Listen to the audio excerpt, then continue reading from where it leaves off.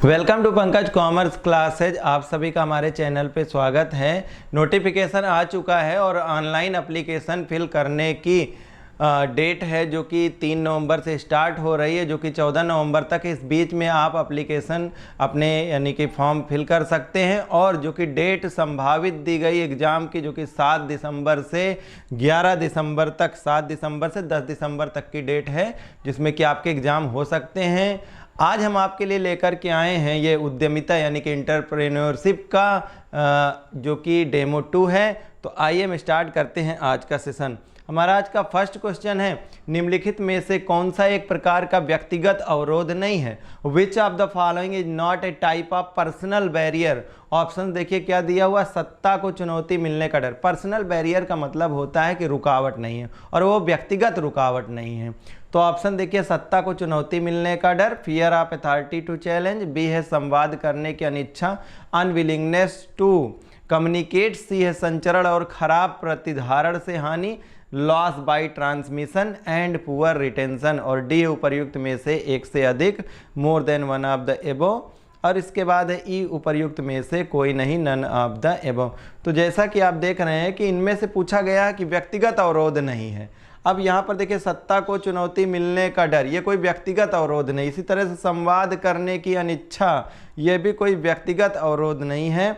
और संचरण और खराब प्रतिधारण से हानि, तो इसमें आप देख रहे हो कि एक से ज़्यादा हैं जो कि व्यक्तिगत अवरोध नहीं है। और इस तरह से राइट आंसर हो जाएगा हमारा D, that is more than one of the above. Next question है, वित्तीय बाजारों में स्टॉक एक्सचेंज की क्या भूमिका है? देखिए, स्टॉक एक्सचेंज जिसे आप जो है नेशनल स्टॉक एक्सचेंज और जो है बॉम्बे स्टॉक एक्सचेंज के नाम से जानते हैं, तो इसकी क्या भूमिका है? ऑप्शन देखिए क्या लिखा हुआ है कि स्टॉक और अन्य प्रतिभूतियों के व्यापार को सुविधाजनक बनाना, facilitating the trading of stocks and other securities. और ऑप्शन बी है ऋण और अन्य प्रतिभूतियों के लिए ब्याज दरें निर्धारित करना, setting interest rates for loans and other securities. C है निवेशकों को निवेश सलाहकार सेवाएं प्रदान करना, offering advisory investors investment services to. और डी है उपर्युक्त में से एक से अधिक, more than one of the above. E है उपर्युक्त में से कोई नहीं, नन ऑफ द एबव। तो देखिए, वित्तीय बाजार में स्टॉक एक्सचेंज का काम क्या होता है कि जो भी स्टॉक यानी कि शेयर्स हैं और अन्य प्रतिभूतियां हैं, उनको व्यापार को सुविधाजनक बनाना। तो यहाँ पर जो राइट आंसर होगा वो क्या हो जाएगा, A, that is facilitating the trading of stocks and other securities. तो इनको फैसिलिटेट करने का काम है स्टॉक एक्सचेंज का। नेक्स्ट क्वेश्चन है, कंपनी द्वारा जुटाई गई कुल पूंजी निधि की संरचना को संदर्भित करती है, refers to the structure of total capital funds raised by the company. Option देखिए क्या लिखा, अचल पूंजी फिक्स्ड कैपिटल। बी है पूंजी संरचना कैपिटल स्ट्रक्चर। सी पूंजीगत आवश्यकता कैपिटल रिक्वायरमेंट। डी उपर्युक्त में से एक से अधिक, more than one of the above. और ई है उपर्युक्त में से कोई नहीं, नन ऑफ द एबव। तो यहाँ पर आप देख सकते हैं कि कंपनी द्वारा जुटाई गई कुल पूंजी निधि, जो भी कैपिटल है, टोटल कैपिटल फंड्स, तो इसको कहाँ से जो रेज्ड करते हैं उसको कहाँ से करते हैं, उस स्ट्रक्चर को क्या बोलते हैं? तो उस स्ट्रक्चर को क्या बोलते हैं? पूंजी संरचना। बी है राइट आंसर, कैपिटल स्ट्रक्चर बोलते हैं। ठीक है, तो इसका राइट आंसर हो जाएगा B, that is capital structure, जिसके अंदर में equity share capital, preference share capital, debentures, मतलब ये लॉन्ग टर्म बोरोइंग हो सकता है, डेप्ट कैपिटल और ओन्ड कैपिटल दोनों का स्ट्रक्चर है, मिक्स हो करके ये कैपिटल स्ट्रक्चर कहलाता है। फिर नेक्स्ट है फोर्थ क्वेश्चन, वो प्रक्रिया जिसमें ग्राहक की आवश्यकताओं का आकलन करना, उन आवश्यकताओं को पूरा करने के लिए उत्पाद या सेवा को डिजाइन करना शामिल है, कहलाती। The process which involves gauging customers requirements and designing a product or service to serve that requirement is known as. Option देखिए उत्पाद प्रबंधन है, बी ग्राहक प्रबंधन कस्टमर मैनेजमेंट है, और इसके बाद में सी है जो कि मार्केटिंग है, विपणन है। डी उपर्युक्त में से एक से अधिक, more than one of the above. E है उपर्युक्त में से कोई नहीं, नन ऑफ द एबव। तो देखिए, इसमें जो कि ऐसी प्रक्रिया जिसमें ग्राहक की आवश्यकताओं का आकलन करना, पहले तो ये समझना कि जो भी कस्टमर है उनकी क्या ज़रूरतें हैं, और फिर उनके ज़रूरत के हिसाब से प्रोडक्ट को डिज़ाइन करना, और उस प्रोडक्ट को फिर डिज़ाइन करने के बाद में मार्केट में उतारना। तो ये सब पूरा जो भी प्रोसीजर है ये आता है अंतर्गत, जो कि एक बड़ा टर्म है, दैट इज विपणन, जिसको मार्केटिंग कहते हैं। ये मार्केटिंग के अंदर ही पूरा का पूरा आता है, और जो कि प्रोडक्ट मैनेजमेंट और कस्टमर मैनेजमेंट ये सब भी मार्केटिंग मैनेजमेंट के अंदर आता है। तो इस तरह से यहाँ पर राइट आंसर हो जाएगा मार्केटिंग। नेक्स्ट क्वेश्चन है, स्टॉक एक्सचेंज में ट्रेडिंग प्रक्रिया में अपनाए जाने वाले चरणों के सही अनुक्रम को पहचानिए। Identify the correct sequence of steps to be followed in the trading procedure at stock exchange. कहते हैं स्टॉक एक्सचेंज पर जो भी फॉलो किया जाता है नियम, तो वो 1 बाई 1 जो कि उसका सही अनुक्रम हो उस तरह वैसा आपको पहचानना है। तो ऑप्शन देखिए क्या लिखा है, ट्रेडिंग खाता और डीमैट खाता खोलना, ऑर्डर देना, ऑर्डर का निपटान, ऑर्डर का निष्पादन, यानी कि opening a trading account and demat account, placing an order, settlement of order, execution of order. B है ऑर्डर का निपटान, ट्रेडिंग खाता और डीमैट खाता खोलना, ऑर्डर देना, ऑर्डर का निष्पादन, यानी कि settlement of order, opening a trading account and demat account, placing an order, execution of order.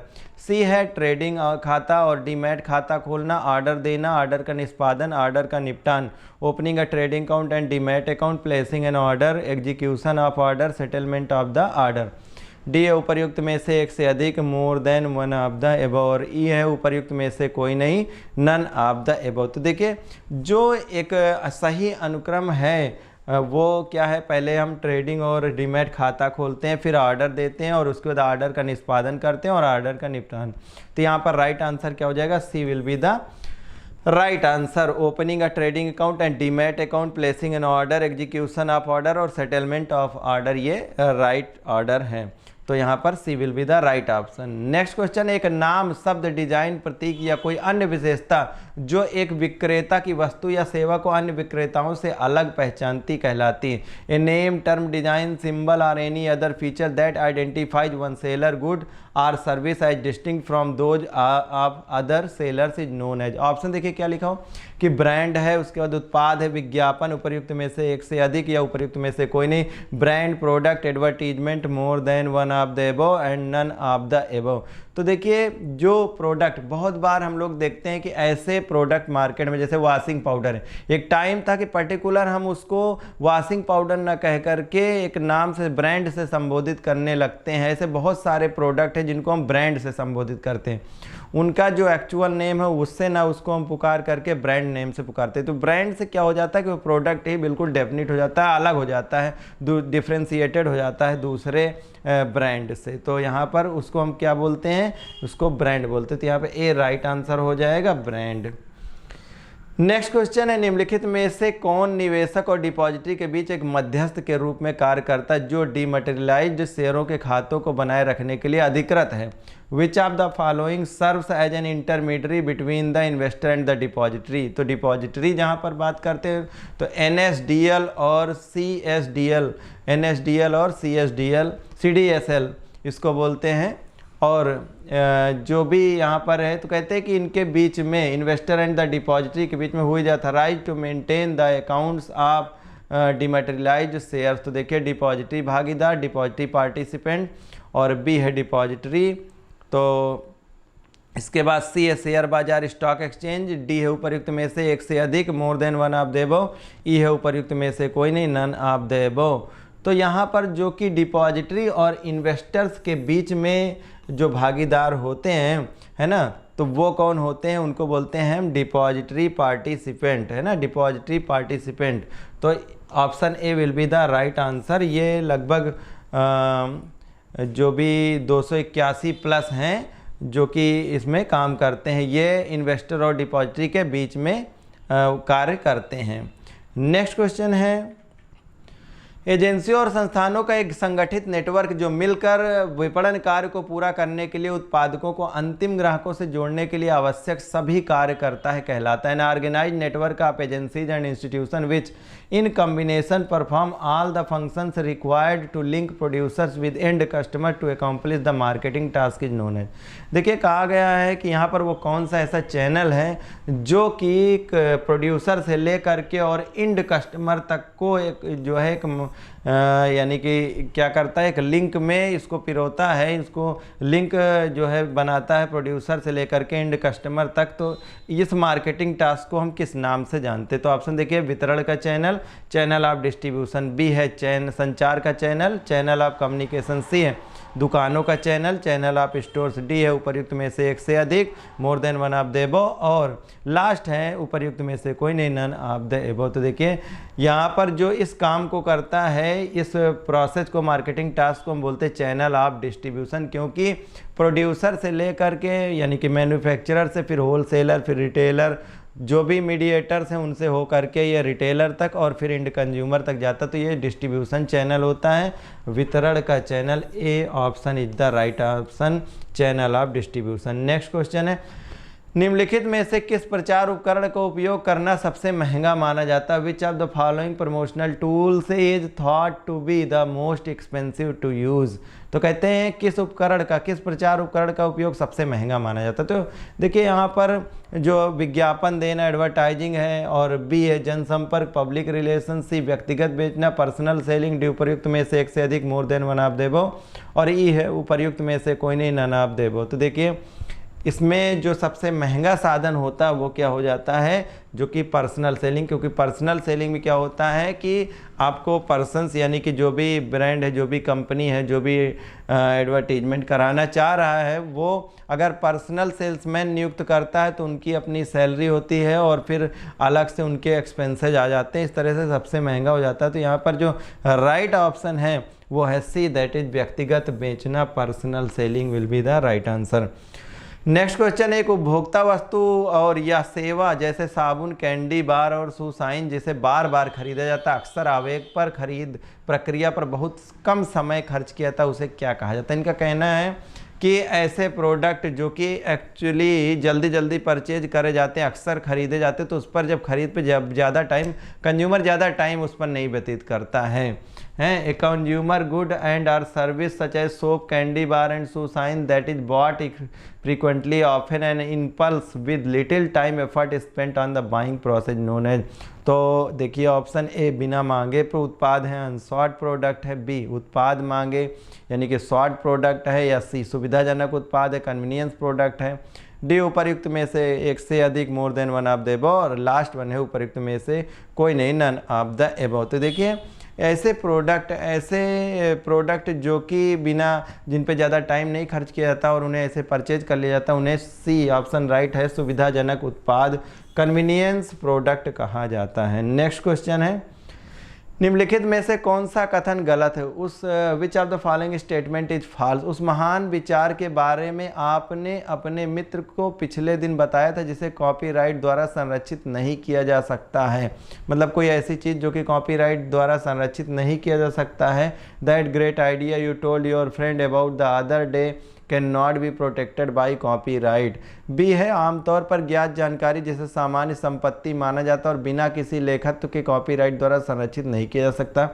Commonly known information that are considered as common property and with no known authorship can not be protected by copyright. और C है एक choreographic कार्य चाहे वो मूल हो या नहीं, कॉपीराइट संरक्षण के अधीन नहीं है जब तक कि इसे वीडियो टेप या नोटेड नहीं किया गया हो।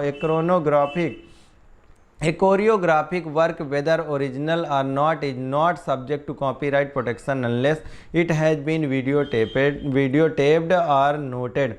और नेक्स्ट है उपर्युक्त में से एक से अधिक, more than one of the above, और उपर्युक्त में से कोई नहीं, नन ऑफ द एबव। तो देखिए यहाँ पर पूछा गया है कि इनमें से कौन सा कथन गलत है, तो यहाँ पर जो राइट आंसर हो जाएगा वो होगा ई, दैट इज उपर्युक्त में से कोई नहीं, नन ऑफ द एबव। तो इसमें कोई सी भी कथन गलत नहीं है, सारे ही कथन सही है, जिसमें कि आपको कॉपीराइट और ट्रेडमार्क यानी कि इन चीज़ों के बारे में बताया गया है कि किसको प्रोटेक्ट नहीं किया जा सकता है। नेक्स्ट क्वेश्चन है, एक आर्थिक चर दूसरे आर्थिक चर में परिवर्तन की प्रक्रिया में जिस मात्रा में परिवर्तन करता है उसे कहा जाता है। The degree that an economic variable changes in response to a change in another economic variable is known as. Option देखिए, लोच यानी कि इलास्टिसिटी, बी गैर लोच नॉन इलास्टिसिटी, सी निर्भरता डिपेंडेबिलिटी है, डी है उपर्युक्त में से एक से अधिक, more than one of the above, और ई है उपर्युक्त में से कोई नहीं, नन ऑफ द एबव। तो देखिए इसमें पूछा गया है कि एक आर्थिक चर दूसरे आर्थिक चर में परिवर्तन की प्रक्रिया जिस मात्रा में परिवर्तन करता है उसे कहा जाता है। तो जैसे कि क्या होता है कि वेरिएबल चेंजेस होते हैं, एक चीज़ में चेंजेस की वजह से दूसरे वेरिएबल में भी चेंजेस आते हैं, इसी को बोलते हैं इलास्टिसिटी, दैट इज लोच। A will be the right option. Next question है निम्नलिखित में से कौन सा कथन गलत है। पूछा गया कि इनमें से कौन सा कथन है जो कि गलत है। Which of the statement is false. तो पहला ऑप्शन है ट्रेडमार्क एक ऐसा चिन्ह है जो एक उद्यम की वस्तुओं या सेवाओं को अन्य उद्यम की वस्तुओं या सेवाओं से अलग करने में सक्षम है। तो ये trademark is a sign capable of distinguishing the goods or services of one enterprise from those of the other enterprise. तो ये राइट है कि जो भी ट्रेडमार्क है, अगर ट्रेडमार्क किसी भी पर्टिकुलर ब्रांड का है तो वो दूसरे प्रोडक्ट से उस पर्टिकुलर प्रोडक्ट को अलग कर देता है। बी है ट्रेडमार्क बौद्धिक संपदा अधिकारों द्वारा संरक्षित है, तो इंटेलेक्चुअल प्रॉपर्टी राइट्स के द्वारा ट्रेडमार्क जो है प्रोटेक्टेड है। और सी ट्रेडमार्क उपभोक्ता संरक्षण अधिनियम के तहत संरक्षित, trademark are protected under the consumer protection act. D है उपर्युक्त में से एक से अधिक, more than one of the above. E है उपर्युक्त में से कोई नहीं, नन ऑफ द एबव। तो देखिए यहाँ पर जो पूछा गया है कि इसमें से कौन सा कथन गलत है, तो राइट आंसर इसका सी, दैट इज ट्रेडमार्क उपभोक्ता कंज्यूमर प्रोटेक्शन एक्ट के तहत नहीं है, यह इंटेलेक्चुअल प्रॉपर्टी राइट्स के द्वारा ही संरक्षित किया गया है, प्रोटेक्ट किया गया है। नेक्स्ट क्वेश्चन है लक्षित बाजार में वांछित बिक्री स्तर तक पहुंचने के लिए, मतलब एक टारगेट मार्केट है जिसमें वांछित जो भी डिजायर्ड सेल्स आप चाहते हो उसके पहुंचने के लिए फर्म द्वारा उपयोग किए जाने वाले नियंत्रणीय चरों के मिश्रण को कहा जाता है the mix of controllable variables that a firm uses to reach desired sales level in target market is known as. Option देखिए ए विपणन मिश्रण है, मार्केटिंग मिक्स है, बी उत्पाद मिश्रण जो कि प्रोडक्ट मिक्स है, सी मूल्य मिश्रण प्राइस मिक्स, और डी उपर्युक्त में से एक से अधिक, more than one of the above. E है उपर्युक्त में से कोई नहीं, नन ऑफ द एबव। तो देखिए जब भी कभी किसी भी टारगेट मार्केट में डिजायर्ड प्रोडक्ट को डिजायर्ड सेल्स तक पहुंचाना चाहते, मतलब एक पर्टिकुलर प्रोडक्ट को डिजायर्ड सेल्स तक पहुंचाना चाहते, तो इसके लिए हम मार्केटिंग मिक्स का यूज करते हैं। मार्केटिंग मिक्स में 4P आते हैं जिसमें कि आप प्लेस, प्राइस, प्रोडक्ट और प्रमोशन, चार चीज़ों को आप इसको सीरियल वाइज अरेंज कर सकते हैं, प्रोडक्ट, प्राइस, प्लेस और प्रमोशन। तो इन चार मिक्स का यूज करके आप टारगेट मार्केट में जो भी आपका प्रोडक्ट है उसको अपने डिजायर्ड सेल्स तक पहुंचा सकते हैं। तो राइट आंसर क्या हो जाएगा यहाँ पर, marketing mix. A will be the right answer, विपणन मिश्रण। नेक्स्ट क्वेश्चन है आपका निम्नलिखित में से कौन सा उद्यमिता के बारे में गलत धारणा के रूप में मान्य नहीं। Which of the following is not recognize misconception as about entrepreneurship. अब देखिए ऑप्शन है कि उद्यमिता आसान है, एंटरप्रेन्योरशिप इज इजी। बी है उद्यमिता केवल छोटे व्यवसायों में ही पाई जाती, entrepreneurship is found only in small business. C सफल उद्यमिता के लिए केवल एक महान विचार की आवश्यकता होती, successful entrepreneurship needs only a great idea. D उपर्युक्त में से एक से अधिक, more than one of the above, और ई है उपर्युक्त में से कोई नहीं, नन ऑफ द एबव। तो देखिए यहाँ पे जो राइट आंसर हो जाएगा, पहली बात तो यहाँ पे पूछा गया है कि कौन सा उद्यमिता के बारे में गलत धारणा के रूप में मान्य नहीं है। तो देखिए यहाँ पर जैसे कि उद्यमिता आसान है और फिर सफल उद्यमिता के लिए केवल एक महान विचार की आवश्यकता होती है ना, तो यहाँ पर एक से अधिक राइट आंसर है, यहाँ पर D will be the right answer, more than one of the above. Next question है वे उत्पाद जो संभावित ग्राहकों के लिए अज्ञात हैं या वे ज्ञात उत्पाद हैं जिन्हें ग्राहक सक्रिय रूप से नहीं खोजते हैं कहलाते हैं। Product that are unknown to the potential customers or they are known product which customers do not actively seek known as. देखिए यहाँ पर पोटेंशियल कस्टमर्स कहते हैं, पोटेंशियल कस्टमर से वो प्रोडक्ट क्या है, अननोन है। अब पोटेंशियल कस्टमर्स क्या है, जो कि भावी कस्टमर, वो अभी कस्टमर नहीं है लेकिन फ्यूचर में वो कस्टमर्स में कन्वर्ट हो सकते हैं। ऐसे आप देखिए कि जो भी बहुत सारे ऐसे लोग हैं जो कि पहले उस प्रोडक्ट को नहीं यूज कर रहे होते लेकिन फ्यूचर में उसको यूज करने वाले हो जाते हैं अगर। और एक दूसरा भी तबका है जिसको इन्फॉर्मेशन ही नहीं होती प्रोडक्ट के बारे में, लेकिन अगर उसको इन्फॉर्मेशन हो जाए तो वो भी उस प्रोडक्ट को यूज करने लगता है। तो यहाँ पर जो क्वेश्चन में कहा गया है कि ग्राहकों के लिए अज्ञात हैं वे ज्ञात उत्पाद हैं जिन्हें ग्राहक सक्रिय रूप से नहीं खोजते हैं, तो खोजते ही नहीं हैं, है ना। Which customer do not actively seek or knowledge, तो ऐसे प्रोडक्ट को क्या कहते हैं? ऑप्शन देखिए, गुप्त उत्पाद, अंडर कवर प्रोडक्ट्स, और बी है मांग वाले उत्पाद, डिमांडेड प्रोडक्ट, सी है बिना मांगे उत्पाद, अनसॉल्ड प्रोडक्ट, डी है उपर्युक्त में से कोई नहीं, एक से अधिक, more than one of the above, और ई है उपर्युक्त में से कोई नहीं, नन ऑफ द एबव। तो देखिए यहाँ पर ऐसे प्रोडक्ट को क्या बोलते हैं? बिना मांगे उत्पाद, जिनको मांगा ही नहीं जाता है। C will be the right answer, unsold products is the right answer. Next question है, निम्नलिखित में से कौन सा किसी व्यक्ति को नया व्यवसाय उद्यम शुरू करने के लिए प्रेरणा प्रदान कर सकता है? Which of the following could provide an individual with the motivation to start with a new business venture. कहते हैं ऐसी कौन सी बात है जो कि इनमें से जो कि किसी व्यक्ति को नया उद्यम, नया बिजनेस स्टार्ट करने के लिए प्रेरित कर सकता, नया उद्यम शुरू करने के लिए प्रेरित कर सकता। ऑप्शन देखिए, वित्तीय पुरस्कार, द फाइनेंशियल रिवार्ड्स, और स्वतंत्र होने की इच्छा, डिजायर टू बी इंडिपेंडेंट, सी जोखिम लेने की इच्छा मतलब रिस्क टेकिंग, डी उपर्युक्त में से एक से अधिक, more than one of the above, ये उपर्युक्त में से कोई नहीं, नन ऑफ द एबव। तो यहाँ पर देखिए राइट आंसर क्या हो जाएगा? देखिए यहाँ पर वित्तीय पुरस्कार, जब कभी उद्यम को स्थापित करते हैं, रिस्क लेते हैं, तो जाहिर सी बात है कि वित्तीय पुरस्कार, स्वतंत्रता भी होती है, अपने बिजनेस को अपने अकॉर्डिंग रन कर सकते हैं, और यहाँ पर रिस्क भी होता है। तो राइट आंसर क्या हो जाएगा? डी, उपर्युक्त में से एक से अधिक, more than one of the above. Next question है, किसी उत्पाद को लक्ष्य बाजार के दिमाग में प्रतिस्पर्धी उत्पादों के सापेक्ष एक स्पष्ट, विशिष्ट और वांछनीय स्थान पर कब्जा करने की व्यवस्था करना कहलाता है। Arranging for a product to occupy a clear, distinctive and desirable place relative to competing products in the minds of target market is known as. क्या बोलते हैं इस प्रक्रिया को जिसमें कि कोई भी एक प्रोडक्ट को लेकर के क्लियर, डिस्टिंक्टिव, डिजायरेबल प्लेस पर दूसरे जो प्रोडक्ट्स के बीच में अपने प्रोडक्ट को इस प्रकार से प्रस्तुत करना कि बाकी के जो प्रोडक्ट हैं उनको compete कर जाए, इस प्रक्रिया को, इस व्यवस्था को क्या कहा जाता है? तो ए है पोजिशनिंग, बी उत्पाद स्थिति, प्रोडक्ट पोजिशनिंग, सी है बाजार स्थिति, मार्केट पोजिशनिंग, डी उपर्युक्त में से एक से अधिक, more than one of the above, E उपर्युक्त में से कोई नहीं, नन ऑफ द एबव। तो इसका राइट आंसर क्या हो जाएगा? इसको बोलते हैं बाजार स्थिति। देखिए बाजार स्थिति पे बहुत कुछ डिपेंड करेगा। मार्केट पोजिशनिंग, इसको मार्केट पोजिशनिंग के नाम से बोला जाता है, कहा जाता है। नेक्स्ट क्वेश्चन है कि 6C क्या है जो उद्यमी को अपना खुद का व्यवसाय स्थापित करने के लिए प्रेरित करते हैं? कहते हैं कि व्हाट आर द 6C जो कि मोटिवेट करते हैं किसी इंटरप्रेन्योर को कि वो अपना खुद का बिजनेस को स्थापित करे। तो ऑप्शन देखिए, परिवर्तन, चुनौती, रचनात्मकता, नियंत्रण, जिज्ञासा और नकदी, change, challenge, creativity, control, curiosity and cash. B है ग्राहक, चुनौती, सृजन, नियंत्रण, जिज्ञासा और नकदी, customer, challenge, creation, control, curiosity and cash. C है कनेक्ट, बातचीत, संपर्क और विचार, उपभोग और समुदाय, connect, conversation, contact, consideration, consumption, community. अब देखिए यहाँ पर 6C के बारे में बात करी जा रही है। डी उपर्युक्त में से एक से अधिक यानी कि मोर than one of the above, और ई है उपर्युक्त में से कोई नहीं, नन ऑफ द एबव। तो जैसा कि कोई पूछा गया है और एक ऑर्डर हम देखते हैं यहाँ पर, तो यहाँ पर राइट ऑप्शन क्या हो जाएगा?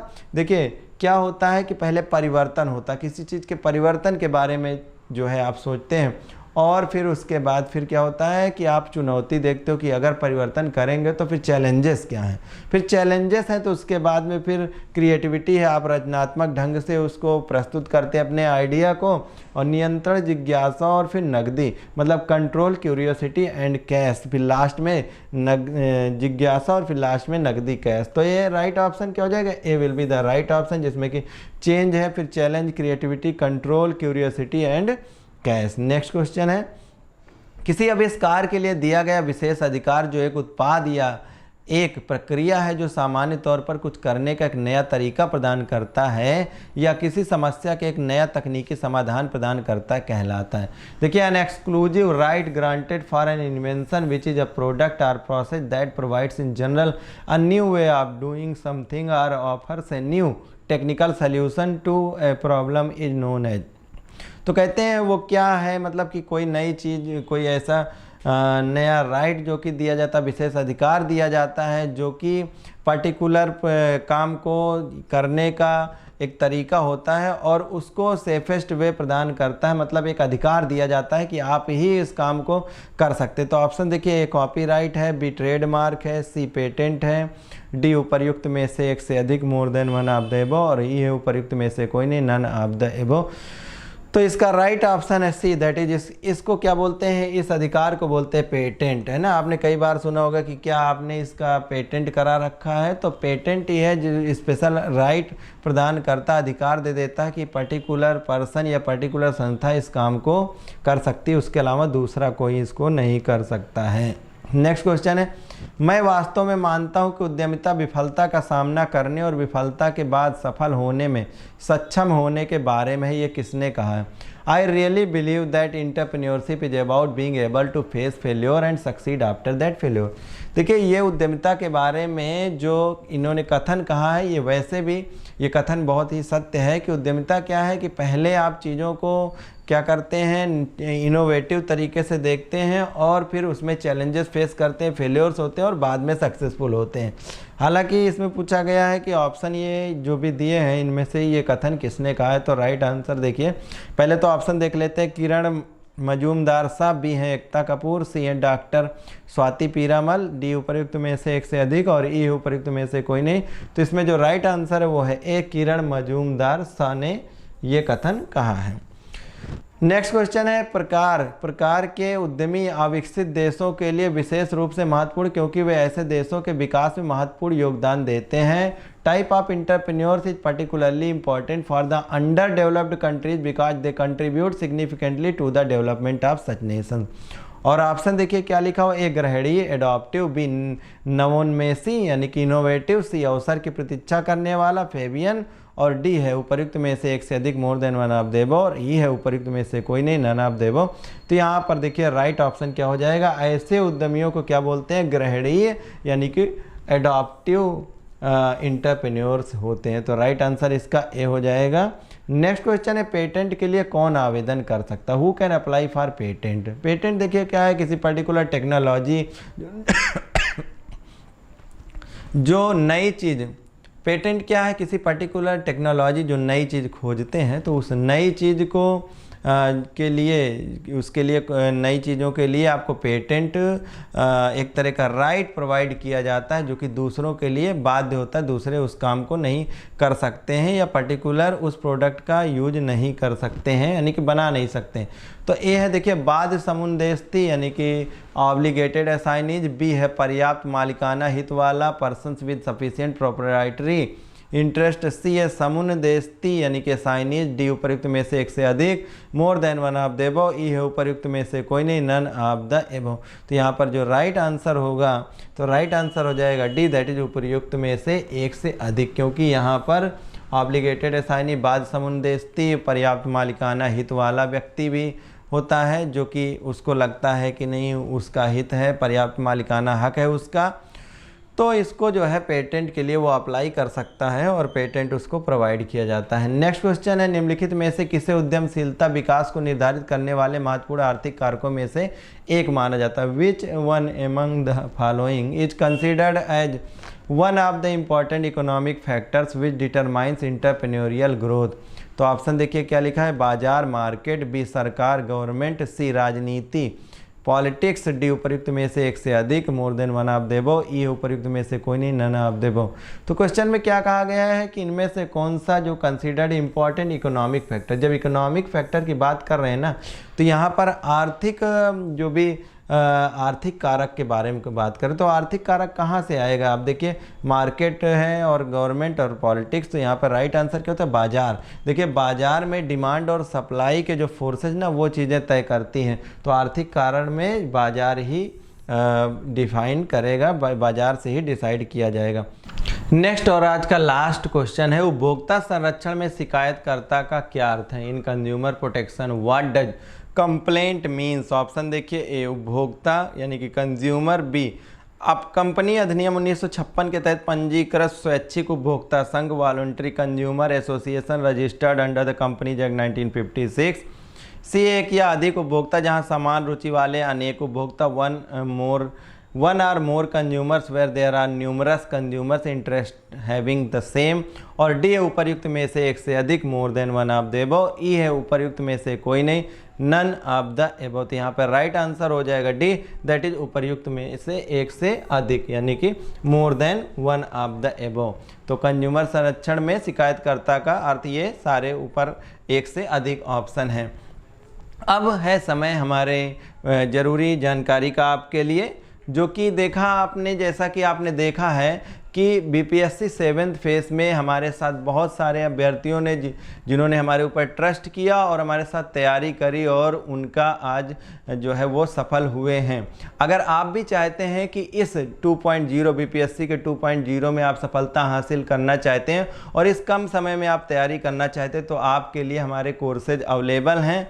अगर आपने पूरी तैयारी कर ली है और आपको लगता है कि सिर्फ आपको टेस्ट देने की यानी कि टेस्ट ही देना बाकी, तो आप हमारे साथ में हमारे यहाँ टेस्ट सीरीज ले सकते हैं। अदरवाइज आप फुल कोर्स में, तो देखिए फुल कोर्स में क्या है कि इसमें टेस्ट सीरीज भी है, study material, video lectures, online live class है, सारी चीज़ें हैं। और इसके साथ ही अगर आप सिर्फ टेस्ट सीरीज लेना चाहते हैं, टेस्ट सीरीज में आपको 5+ मतलब किसी में 6 या 7 टेस्ट सीरीज भी अवेलेबल हो सकती हैं, जो कि 120 मार्क्स की हैं, जैसा कि आपका पूरा ओरिजिनल पेपर में नंबर ऑफ क्वेश्चन दिए हुए हैं। तो ये था हमारे कोर्सेज के बारे में। Hoping that you have understand very well.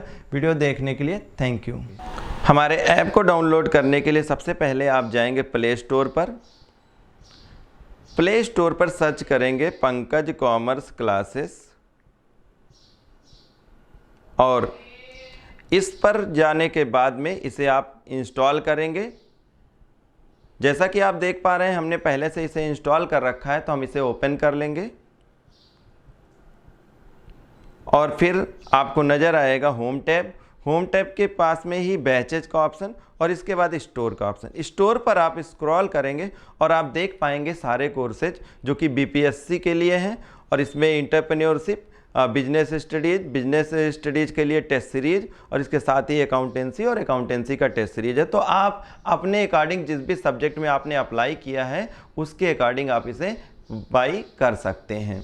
तो ये था हमारे कोर्स के रिगार्डिंग कि कोर्स कैसे परचेज करेंगे और ऐप कैसे डाउनलोड करेंगे। वीडियो देखने के लिए थैंक्स फॉर वॉचिंग।